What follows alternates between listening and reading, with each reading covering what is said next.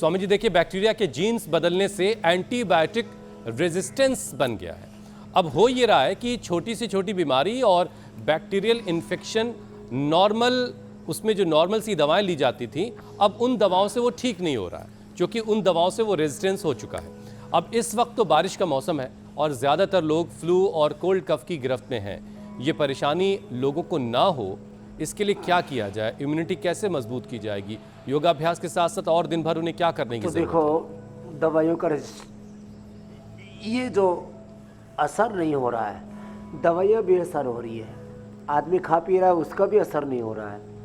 माने अच्छी चीज़ों का असर नहीं हो रहा है और बुरी चीज़ों का कुछ ज़्यादा ही असर हो रहा है। तो अच्छी चीज़ों का असर हो उसके लिए योग करें, आयुर्वेद की औषधि करें। हमारी जो सेल मेमोरी है, हमारी लीवर, किडनी, ब्रेन और बॉडी के 37 ट्रिलियन सेल्स में, वो योग की है, वो आयुर्वेद की है, वो नेचर की है।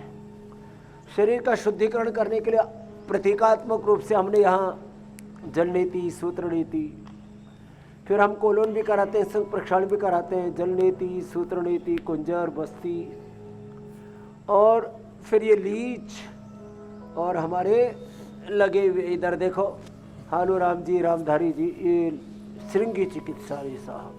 फिर इधर सिरोधारा भी चल रहा है, मड थेरापी भी कराते हैं, वाटर थेरापी भी कराते हैं, सन थेरापी भी कराते हैं, अग्नि थेरापी, अग्नि चिकित्सा, अग्निहोत्र भी चल रहा है।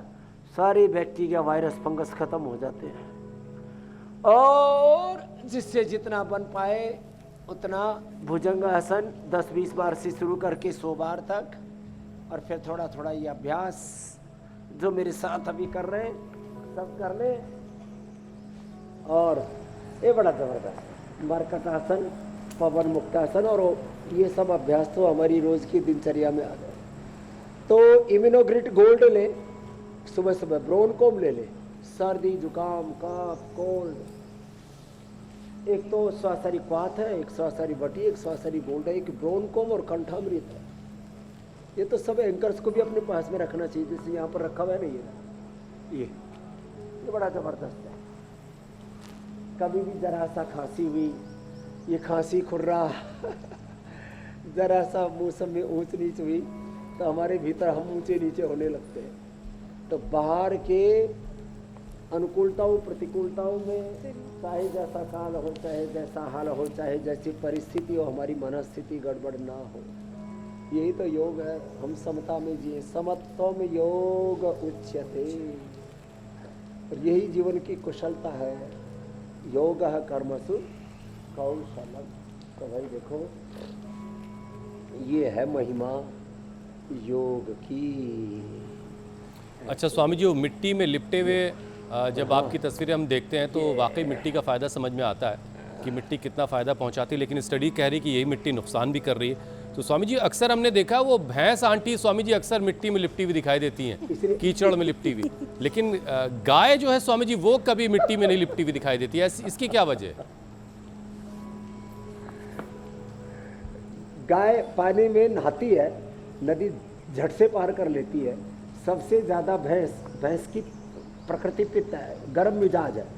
आप देखो ना, गौ माता बच करके निकल जाएगी, वो जो है ऐसे आपको मारेगी नहीं जब तक आप उसको छेड़ोगे नहीं, और भैंस तो रोंदती भी चली जाती है। तो एक तो भैंस प्रमादी होती है, तामसिक होती है, और दूसरा दुर्गंध में ऐसे ही पड़ी रहती है। गाय शुचिता प्रिय है।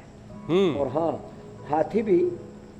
हाथी की चमड़ी बड़ी मोटी होती है, रुक्ष हो जाती है, इसलिए वो भी आपने देखा होगा, वो भी कीचड़ में बहुत लौटता है, पानी में बहुत घुसता। अपनी स्किन उसकी ज़्यादा ड्राई ना हो, खूब पानी छिड़कता है, और कभी कभी मिट्टी से भी खेलता है, जिससे कि थोड़ी सी नमी वाली मिट्टी हो ना, वो भी इसके पीछे का रीजन स्किन का प्रकार है, मॉइस्चराइजर का काम करती है उसके लिए।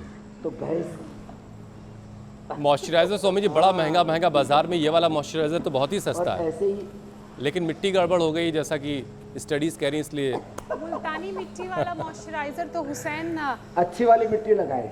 आधी आबादी भी लगाती है, थोड़े दिन में बिका करेगी। जैसे भी अमेजोन पर उपले बिकते हैं ना, थोड़े दिनों में मिट्टी भी बिका करेगी। ऐसा करो, ये साइड बिजनेस आप ही शुरू कर लो। आपके साथ MOU साइन करना है स्वामी जी, यहाँ उपलब्ध है ऑर्गेनिक मिट्टी।